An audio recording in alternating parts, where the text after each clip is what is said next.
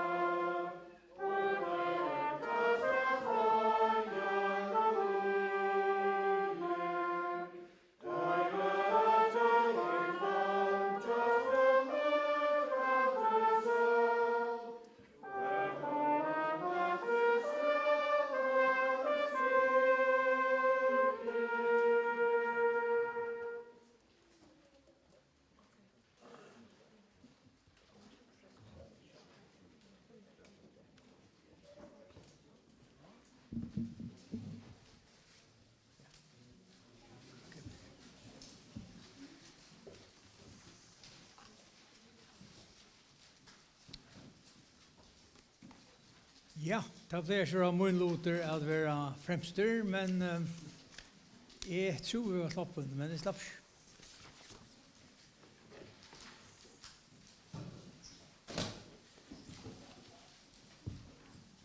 Gåan dag, gå skautar, hodna gester og avrar. Og kjør høtte skautarna med om å halda Grekarsmesrøvna. Av korona-avon så ble jeg ikke noen. Tog helt det at jeg var sloppen. Men John Leif, han ringte efter i år, og helt at nå er slapp så vel søgnast, at jeg kunne sagt noen år i år i steg. Og kjøtt at mannen min har vi selv trøtt av mennkant, og jeg ville ha mynter eller tekster til Norløs. Tog helt ikke at jeg kunne bære meg undan, ta på over etter meg. Det var det. Vi lever i en tøy som rettelig gjør oss avbjørnger. Havas flest i okkara hava gauar omstøver at liv under, så hever koronafarsøtten og hever herja atlan heimen vi en avbjøring til okkon nøysene. Vi har ikke kunnet feras som vi gjerne vil da, og okkara utflutninger av fiskavøren til andre land hever øysene finnes et skål for begven. Men nu ljøsforstavn, søgnaste deaner, har vi finnes høyleva og i møte av honalige koronasmittene, tog vana vid at smittan så spekeliga for å missa tætje av heimsens folkesloven, såleis at vi atter kunne færa utanlanda og bjøva færafolkje velkommen henda vei. Ikke minst at gongt atter kommer av fiskapryser og utflutning okkara, eins og okkara færavinna atter kan standa av eknare mei. Vi som har bolagas her og i et lengt liv har sjálvande imus fyrbygde sidande fastar i viskunni enn ånder. Tja mer hever sjøvan om skalvalopne gjerun 276 og 276 år sjøjane veri ein pastor av hendingon og i tujon hava rundet fram firme. Hesar hendingar som just 12. mars av Gregarsmesse ratte aktarfolk okkara eller moine under geraloi vi neft 20 år av middelbrilon hever sidest ser stekliga fast i hoaheim og moine. 12. mars hever tui fra gamlar tui veri feiktar devar i ger. Nekver hent hesi 300 årene så igjen skalvalopne tog luive av stauron parste av folkamvångtene som bor i Klaksvik ta. Jeg kan ikke lade være vi å minne av at klaksvikingar som var et menta og utbygget samfellet åtte at lagt toftenar etter skalvalopne åpnar. Her ligger enn under flæge nianfor Geraløy.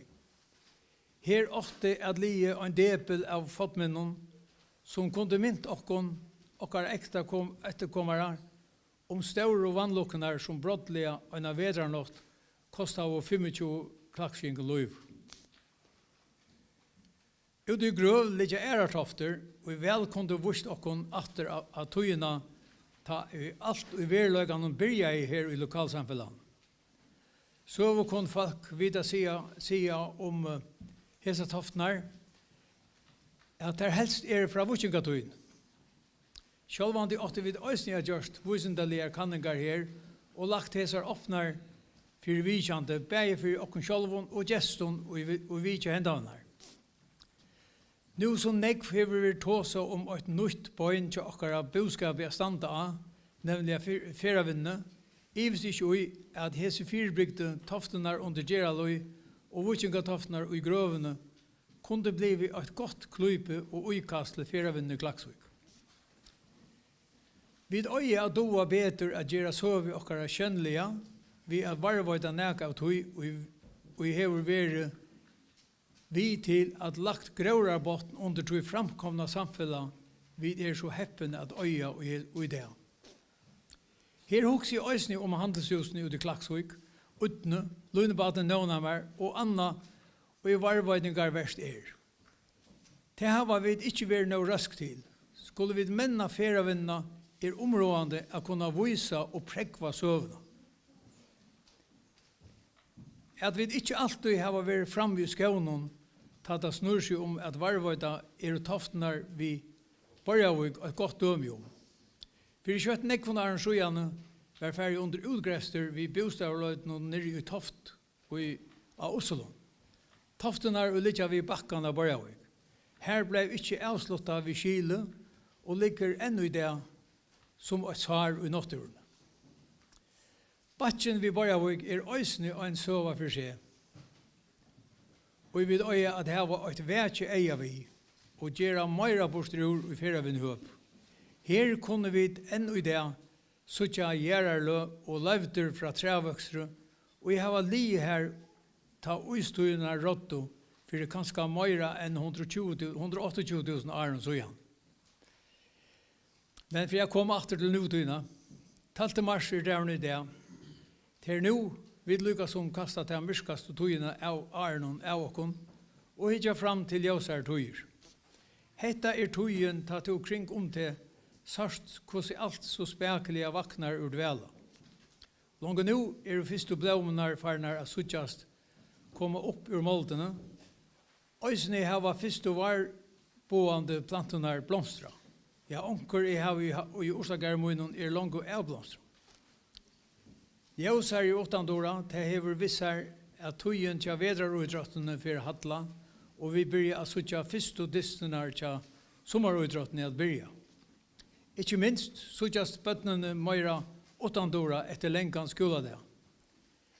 De byrja atter at hava ava for avon, hea, fjøre og åttandora løg.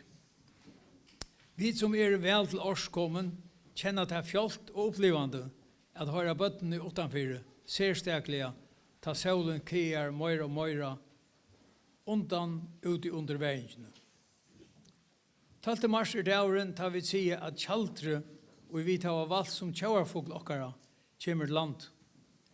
Sjálfur har vi i mång fyllt kjøtla vi ta fyrstu inn tilflytande kjaldrene koma.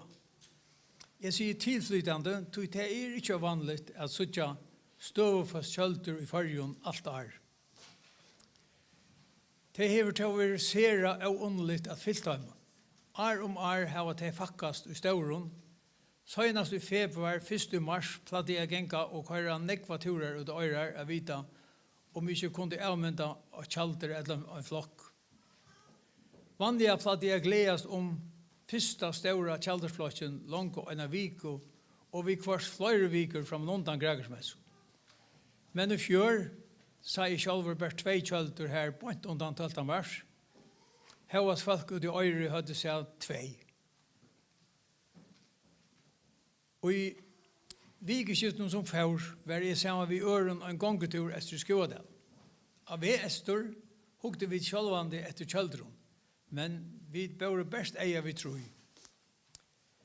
Her Estor hava skådar enderøst Skådalshuset som i dag helst et av prøyeligste og best utgjørte huset som stedsett ut i føreske natturene til allmenna norsk.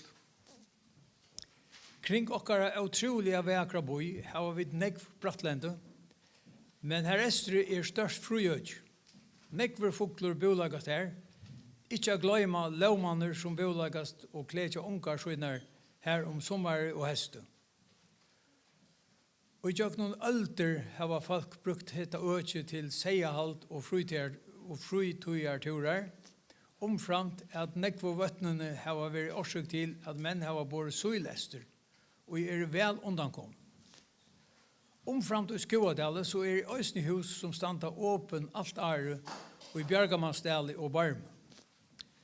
Hetta økje Estra Fjøtlund et satt eldorado for okkon og i elska føresko nokturna. Og 8 tog at vi avlagt til fria økje til okkara vekra boi. I halte at vi skulle leka okkara myndleikar bytja vindmiller og flåvatler ærastane enn Estra Fjøtl. Her øyer trunaren til klakksyngon at komme i fysterø. Atter til kjaldrene. Fyrsta utgåan av Fuglabøkken til Mikkjal Rytje kom ut under Røynaldrus. Etla fyrir 6 år sujan. Nøktene av kjaldron sier Mikkjal ta med landa at fyrstan til koma hava teita vi kvart ringt, ser stekliga ta kævelegst. Ta tirspas teg ofta saman, og jeg har sjálfur talt oppi 1200 og i øyne flotje, sier fuglavinneren Mikkjal Rytje, altså i fuglabøkene i 1991. Moin av for fuglon staurer, sjalt ongen skal halda med over en nekran fuglavrøy. Men av og moin fikk meg til å få konomoina vi at køyra en tur ur Klaksvik til Sedasjer. Hetta var tullig og jeg prøylig fjør, årsak av at det skulle halda røv. Årsaken var at for mongon åren søgjane platte vi at være nekv her saman vi bøtten, ser steklig og i påskafrøytøyne. Vi mynt oss herliga alt kjaldrene og vi så. Hauas vi kima av oss og talt og kjaldr atlan veien ut av Skalafjøren og vestur til Sedasjer, så vi bært nøkker fa og ongar rattliga flokkar. Samma turen gjør det vi de har for vik og søgjene, til jeg gikk samme åt, best noe fra vår og søtja. Hette hostøyt, hvor årsøkjen vet ikke, men negg vil gitt. Lad meg legge træt at jeg halte at alt og negg vil bare gitt føreska fuglavmannsj. Vi åtto at vita bedre. Begge veverlagsbrøydingar og flætmakeren hava finnst skuldna, ta utan pregg. Øysene først fram at remmakeren borster. Det helst snäka det. Men Kjaldri sa ut i øyre sundagen, påta i dåliga neven i svøren, og øysene taktes det at svelja til fann. Så ikke holdt ikke til matna til døyma. Vi hava som sagt gjort Kjaldri til tjåfugl okkara, men kan være han øysene brukter i politisk høp. Det skal jeg ikke gjøre nek vi, borstrur. Nå skal enda. Best minna av at nå tøyene fargen så overhåndsgåar at vi har arbeid til alle henter, og her at vi må innflyte arbeidsmedie for å nøkta tarven av større virksomheten, som land noen for tøyene, så skulle vi ansa oss såleis at vi ikke gløypa og større bita. Tøyta kunne vi enda som Kjaldre og ikke dotser hegv. Michael Rikve skriver om Kjaldre at omframt makkar og anna i bønnen kan ta øysene tega over. Men ta hever det hent at øvan hever tid til Kjaldre, kluft kjelljene saman om neve og hilte til flauen hever køfte. Takk for at Ludja. Jeg ønsker dere ødlån og et godt sommer og minnes til at færa vel om Fuglamantje og vøker og nokter og okkara. Takk for det.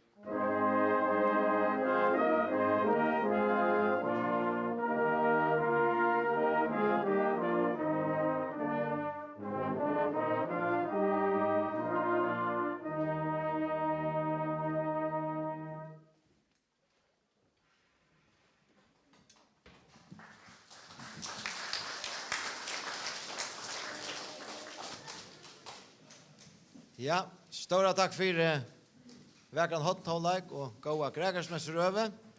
Og takk til tikkun skautar som så trolig har møtt opp. Vi færa nå at enda gregarsmessig halte 2021 vi at Sintja Tjåsangen og hotnorkester spiller rundt. En annan for stora takk til tikkun som lytte av og som har kjøpt fyr og møtte vel opp. Og halte han til en gåa gregarsmesser. Takk for det.